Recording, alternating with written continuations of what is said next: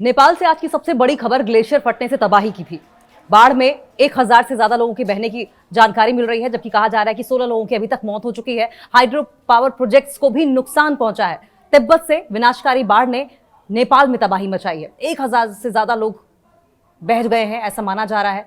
और कैमरे में ये पूरा का पूरा डरावना मंजर जो है वो कैद हो गया है। 28 पुलिसकर्मी भी लापता बताए जा रहे हैं, जिसमें 9 कहा जा रहा है कि नेपाल फोर्स के थे।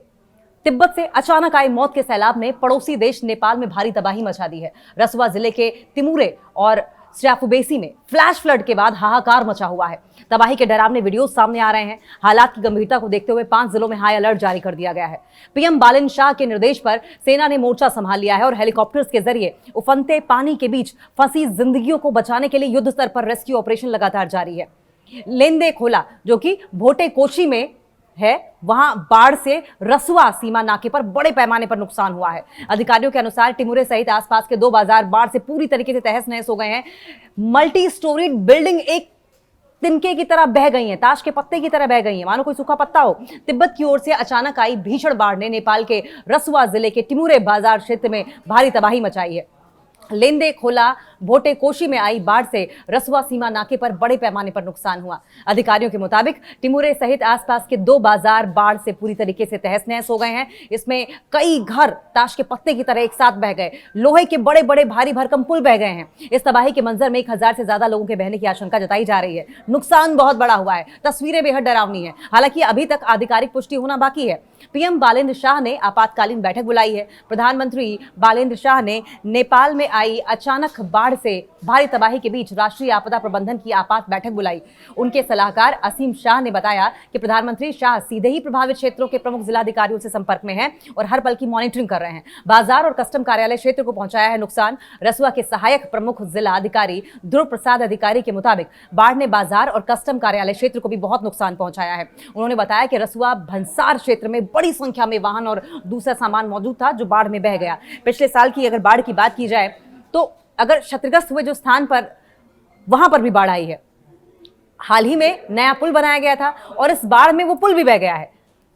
अगर आज की बात करें तो सुबह करीब 9 बजे जो बाढ़ आई, जिला पुलिस कार्यालय रसुआ के मुताबिक बुधवार सुबह करीब 9 बजे अचानक भीषण बाढ़ आई थी, जिसकी वजह से टिमुरे बाजार की बस्ती को बहुत ही नुकसान हुआ। रसुए के प्रमुख जिला अधिकारी नरेंद्र परियार ने कहा कि अचानक आई बाढ़ ने निचले तटीय क्षेत्र में जल विद्युत परियोजनाओं के बह जाने और बस्तियों में बाढ़ का पानी घुसने की भी खबर मिली है। सोचिए, जहां हंसता खेलता पूरा माहौल था, बस्तियां थी, बड़े बड़े घर थे, उन घरों में लगभग लोग अपनी दिनचर्या के हर रोज के काम कर रहे थे। अचानक किसी को अंदाजा भी नहीं होता है, एक फ्लश फ्लड आया, सब कुछ बहा कर ले गया। न जाने कितने बच्चे बह गए हैं, घरों का पूरा सामान बह गया है। बड़ी बड़ी बिल्डिंग्स एक साथ फ्लैश फ्लड के साथ चली गई हैं। इतनी तेजी के साथ, प्रचंड वेग के साथ ये पानी आया है। 3 पुलिस कार्यालयों को भी नुकसान पहुंचा है। इसमें तिब्बत की ओर से आई बाढ़ से नेपाल पुलिस के 3 कार्यालयों को भी बुरी तरीके से नुकसान हुआ है, भारी क्षति पहुंची है। पुलिस प्रधान कार्यालय के मुताबिक रसुआ जेल में इलाका प्रहरी कार्यालय टिमुरे, प्रहरी चौकी स्याफुबेसी और प्रहरी चौकी रसुआगढ़ी प्रभावित हुए हैं। और इस बीच नुआकोट में भी बाढ़ पहुंच गई है। जिला प्रशासन कार्यालय नुआकोट के सूचना अधिकारी रुपेश प्रसाद नेपाल ने इसकी पुष्टि की है। 4 जिलों की ओर से जाने वाले वाहन काठमांडू में रोक दिए गए हैं। रसुआ में बाढ़ और संभावित जोखिम को देखते हुए ट्रैफिक पुलिस ने काठमांडू से रसुआ, नुआकोट, चितवन और दाढ़ड़ जाने वाले वाहनों को भी काठमांडू में ही रोक दिया है। काठमांडू उपत्यका ट्रैफिक पुलिस कार्यालय के एसपी नरेश राज सुवेदी के मुताबिक बाढ़ की स्थिति को ध्यान में रखते हुए इन जिलों की ओर जाने वाले वाहनों की आवाजाही को पूरी तरीके से रोक दिया गया है। और सबसे बड़ी बात तो यह है कि 2 सैन्य हेलीकॉप्टर रसुआ रवाना कर दिए गए हैं। बाढ़ प्रभावित क्षेत्र में राहत और बचाव कार्य के लिए नेपाली सेना के 2 हेलीकॉप्टर रसुआ के लिए रवाना हुए। नेपाली सेना के प्रवक्ता और ब्रिगेडियर जनरल राजाराम बस्नेत ने बताया कि दोनों हेलीकॉप्टर बाढ़ प्रभावित क्षेत्र की ओर भेजे गए। भोटे कोशी नदी में भीषण बाढ़ आने के बाद प्रधानमंत्री कार्यालय ने सभी हेलीकॉप्टर कंपनियों को भी तैयार रहने और अवस्था में मदद करने के लिए बिल्कुल प्रिपेयर्ड रहने के निर्देश दिए हैं। पीएम बालेन्द्र शाह ने दिए हैं खास निर्देश। प्रधानमंत्री बालेन्द्र शाह की सचिवालय के मुताबिक सभी हेलीकॉप्टर कंपनियों को आवश्यकता पड़ने पर परिचालन के लिए तैयार रहने को कहा गया है। प्रधानमंत्री बालेन्द्र शाह के सचिवालय के मुताबिक सभी हेलीकॉप्टर कंपनियों को आवश्यक होने पर तत्काल परिचालन के लिए तैयार रहने को कहा गया।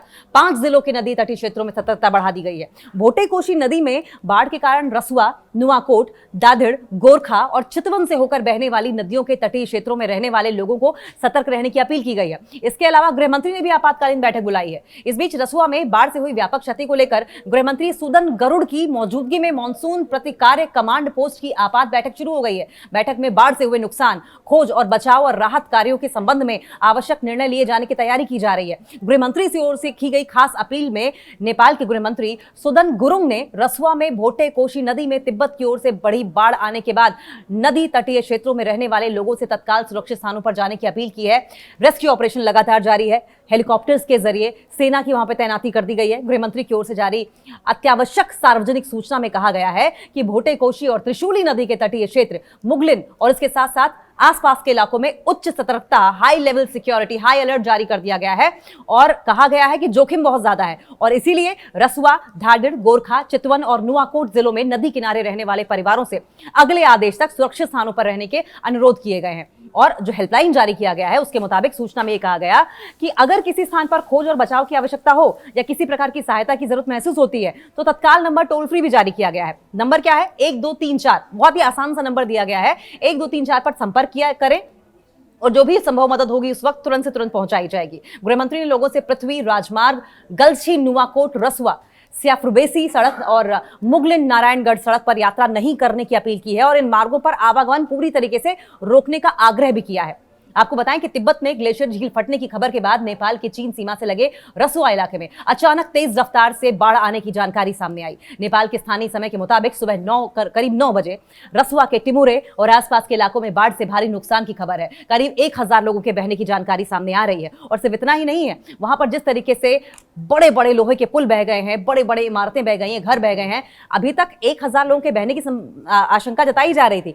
16 लोगों की मौत की पुष्टि हुई है, लेकिन कहा जा रहा है कि ये जो आंकड़ा है वो 5000 तक पहुंच सकता है। इसका मतलब तबाही बहुत बड़े पैमाने पर हुई है। बहुत ही बड़े पैमाने पर तिब्बत से फ्लैश फ्लड आया, एकदम से बादल फटा होगा, ढेर सारा पानी आया और बहुत ही तेजी के साथ, बहुत ही तेज इंटेंसिटी के साथ वो आगे बढ़ने लगा। अपने साथ मकान, दुकान, पहाड़, पेड़, सड़कें, कॉलोनी की कॉलोनीज, बड़ी बड़ी मल्टी स्टोरीज बिल्डिंग एक साथ बहा कर ले गए हैं। और जो तस्वीरें सामने आई हैं, इस बात से अंदाजा लगाया जा सकता है कि जो आंकड़े अभी आ रहे हैं शुरुआत में, बहने वालों के, गायब होने वालों के, लापता होने वालों के, मौतों के, ये आंकड़े बहुत ही तेजी के साथ हमें भविष्य में बढ़ते हुए दिखाई देंगे। और यही वजह है कि इस हाई लेवल मीटिंग को खुद बालेंद्र शाह, नेपाल के प्रधानमंत्री, हेड कर रहे हैं। साथ साथ गृह मंत्री की अलग पैरेलल मीटिंग चल रही है। कुल मिलाकर टोल फ्री नंबर जारी किया गया है। लोगों से अपील इस बात को लेकर की जा रही है कि जितना संभव हो सके इस तरह के इलाकों से दूर रहा जाए और कोशिश करें कि आवाजाही पूरी तरीके से बंद कर दें। हेलीकॉप्टर्स लगा दिए गए हैं, रेस्क्यू के लिए सेना लगा दी गई है। पूरी तरीके से अपील की जा रही है कि पैनिक ना हो। हालांकि ये मौका ऐसा है जहां पर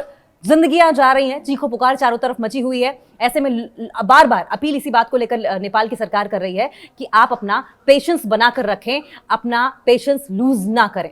देश दुनिया की हर खबर से अपडेटेड रहने के लिए न्यूज़ 18 ऐप डाउनलोड कीजिए और हरदम आगे रहिए। वीडियो देखने के लिए आपका शुक्रिया।